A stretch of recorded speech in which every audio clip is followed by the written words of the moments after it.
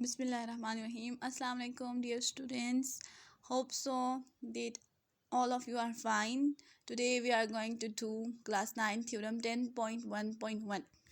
Okay, let us read this statement. In any correspondence of two triangles, if one side into angles of one triangle are congruent to the corresponding side and angles of other, then the triangles are congruent. देखिए, अगर दो triangles को हम कोरिस्पोंडेंस कराते हैं यानी उनकी comparison कराते हैं, तो अगर एक साइड और दो एंगल्स, ठीक है ना, एक साइड और दो एंगल्स एक ट्राइंगल की कॉन्ग्रुएंट है दूसरे ट्राइंगल की कोरिस्पोंडिंग साइड्स के, तो दोनों ट्राइंगल्स क्या है हमारे पास कॉन्ग्रुएंट। ठीक है, जब हम दोनों का कंपैरिजन कराते हैं तो अगर उसका एक ट्राइंगल के एक साइड दूसरे ट्राइंगल की कोरस्पॉन्डिंग साइड यानी हैविंग सेम पोजीशन, अगर हम साइड बी सी ले रहे हैं तो बी सी बेस पर है, तो यहाँ पे जो कोरस्पॉन्डिंग साइड है बेस पर ई एफ, वो हमारे पास कोरस्पॉन्डिंग साइड होगी। तो हमने बेस वाले साइड लिया है, तो हम कह रहे हैं कि अगर ये दोनों साइड कॉन्ग्रुएंट है तो इन पे बनने वाले एंगल्स भी हमेशा कॉन्ग्रुएंट होते हैं। तो हमने इन्हीं एंगल्स की बात की है, angle B congruent to angle E, angle C congruent to angle F. अब हम देखते हैं अपना गिवन।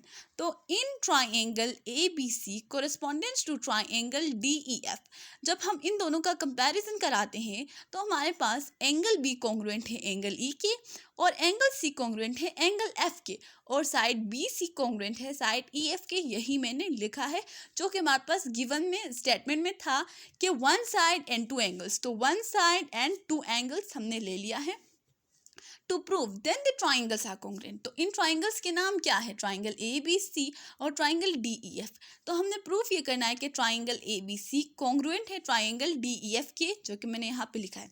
अब इन्होंने तो एंगल साइड एंगल के थ्रू इसे कॉन्ग्रुएंट साबित किया है, क्योंकि देखिए दो एंगल्स और एक साइड कॉन्ग्रुएंट है, तो दोनों ट्राइंगल्स यानी 3 गवाह आ चुके हैं, तो ट्राइंगल्स कॉन्ग्रुएंट हो चुके हैं। लेकिन अब ये हमारी बारी है कि हम क्या करेंगे, इसमें खुद कंस्ट्रक्शन करेंगे और किसी दूसरे पोस्टुलेट के थ्रू इसे प्रूव करेंगे। तो मैंने क्या किया है, suppose A B not equal to D ई।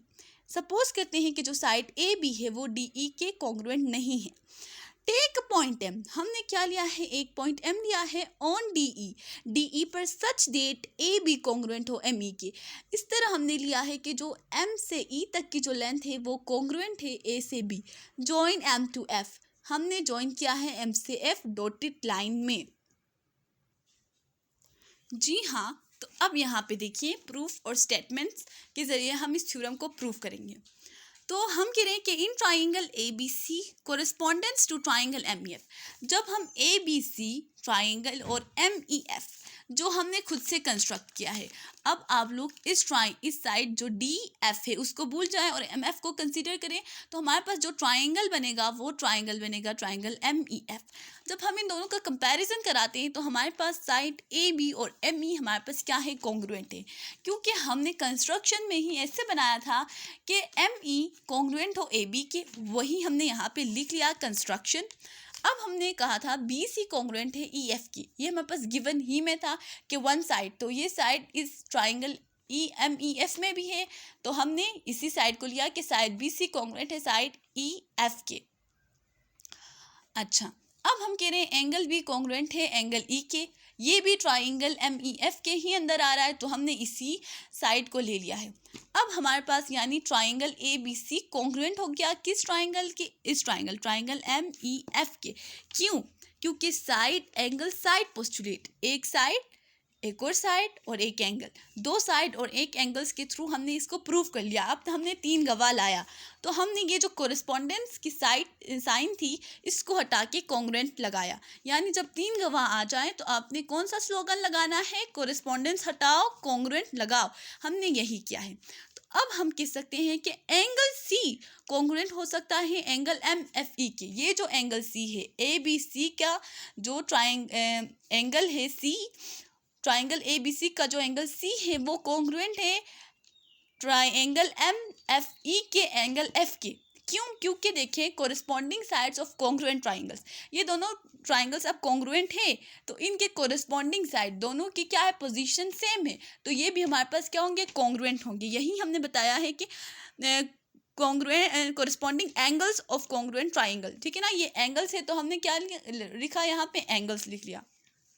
लेकिन एंगल सी और एंगल डी एफ ई भी तो कॉन्ग्रुएंट है। हमने पहले बात की थी कि angle C congruent to angle F, वो angle F D F E का एंगल था। क्यों है? बिकॉज क्योंकि हमें गिवन में दिया गया था। तो हम ये कह सकते हैं कि डी एफ ई ट्राइंगल डी एफ ई का जो एंगल एफ है और ट्राइंगल एम एफ ई का जो एंगल एफ है वो कॉन्ग्रुएंट, वो दोनों भी कॉन्ग्रुएंट है। क्यों? अब मैं आप लोग को बताती हूँ इसका reason. For example we have that के अगर हमारे पास ए बी का बाई है, ठीक है ना, और बी और सी भी बाई हैं, तो हम ये कह सकते हैं कि ए सी का भी बाई है, क्योंकि अगर ये दोनों बाई हैं, ठीक है ना, ये दोनों बाई हैं और ये इसका भी बाई है, इसका मतलब ये इसका भी बाई है, ठीक है ना, ये इसका भी बाई है। यही हमने किया कि अगर angle C angle M F E के कॉन्ग्रुएंट है, ठीक है ना, और angle C angle D F E के कॉन्ग्रुएंट है, ये इसका भी साथ है, इसके भी साथ है, यानी ये दोनों साथ है, ये दोनों भी साथ है, इसका मतलब ये दोनों भी साथ है, ठीक है ना। अगर देखें ये सिस्टर है, ये दोनों, ठीक है ना, सिस्टर्स हैं, और ये इसका भी सिस्टर, ये दोनों भी सिस्टर्स हैं, तो इसका मतलब ये दोनों भी सिस्टर्स हैं, हम ये कह सकते हैं, ठीक है ना। समझ में आ गया आपको? होप सो आपको समझ में आया होगा कि angle C angle M F E के कॉन्ग्रुएंट है और angle C angle D F E के कॉन्ग्रुएंट है, इसका मतलब ये दोनों भी कॉन्ग्रुएंट है। फॉर एग्जाम्पल ये भी 5 है, ये भी 5 है, ये भी 5 है, ये भी 5 है, इसका मतलब सॉरी, ये दोनों भी 5 हैं, ये दोनों भी इक्वल हैं। समझ में आ गया? तो हमने यही लिखा है बोथ कॉन्ग्रुएंट टू सी, दोनों सी के कॉन्ग्रुएंट है। अब देखें ये कब पॉसिबल है? This is possible only if D and M are the same point. ये तभी पॉसिबल है जब ये जो डी और एम है एक ही पॉइंट पर हो, ठीक है ना, सेम पॉइंट पर हो, और क्या हो कि डी ई कॉन्ग्रुएंट हो एम ई के, ठीक है ना, ऐसा हो, तभी ये हमारे पास पॉसिबल है कि D F E angle D F E और angle M F E congruent हो। तो अच्छा, ठीक है ना, ये हमने कर लिया कि एन एम ई कॉन्ग्रुएंट हो डी ई के, हमने दोनों को सेम पॉइंट पे लाया। अब A B congruent to D E, A B D E के भी कॉन्ग्रुएंट। क्यों? यहाँ पे देखें, रीजन पे देखें तो ए बी कॉन्ग्रुएंट है एम ई के, ए बी कॉन्ग्रुएंट है एम ई की, यहाँ पे फर्स्ट में हमने कहा था, ठीक है ना, फर्स्ट में हमने कहा था, और एम ई कॉन्ग्रुएंट है डी ई की, अभी हमने प्रूफ कर लिया, ठीक है ना, अभी हमने प्रूफ कर लिया। तो अब हम ये कह सकते हैं कि जब ये दोनों कॉन्ग्रुएंट है, ठीक है ना, ये दोनों कॉन्ग्रुएंट है और ये दोनों भी कॉन्ग्रुएंट है, इसका मतलब ये दोनों भी कॉन्ग्रुएंट है। यही हमने लिखा है यहाँ पे ऐसे कि ए बी कॉन्ग्रुएंट है डी ई के। Thus from 2, 3 and 4 we have triangle ABC congruent to triangle DEF side angle side postulate।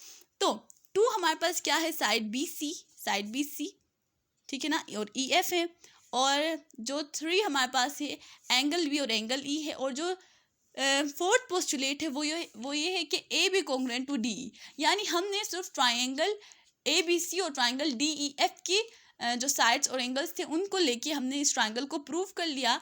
ME हम यहाँ पे नहीं ले रहे हैं क्योंकि हम प्रूव कर रहे हैं ट्राइंगल DEF और ABC को।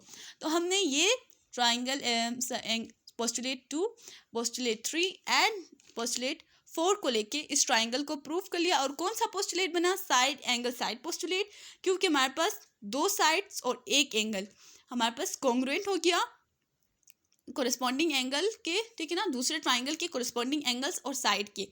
तो ये था हमारा आज का थ्योरम। होप सो आपको समझ में आया होगा। अगर आपको समझ में आया है तो प्लीज़ लाइक करें, सब्सक्राइब करें और शेयर करें। Thank you.